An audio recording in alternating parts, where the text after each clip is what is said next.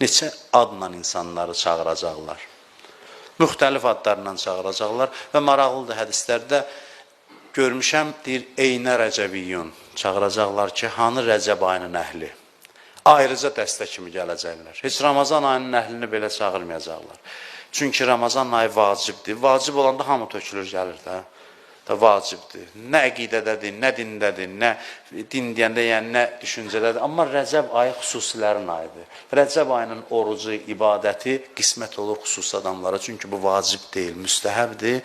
Rəcəb ayında xüsusilər Allahın qapısına yönəlir və Rəcəb ayında da ibadət eləyən, Rəcəb ayını dəyərləndirən insanları qiyamətdə xüsusi bir dəstə kimi məhşərə gətirərlər. Deyərlər, cəmaatın içindən Rəcəbilər çıxsın və onlar xüsusi əzəmət və cəlalla Allahın behiştinə tərəf irəliyərlər. Allah bizi bu ayın qədrini bilməyə, dəyərləndirməyə müvəffəq eləsin. Allah bizi bu 3 ayın feyzindən, bərəkətindən, rəhmətindən binəsib eləməsin inşallah.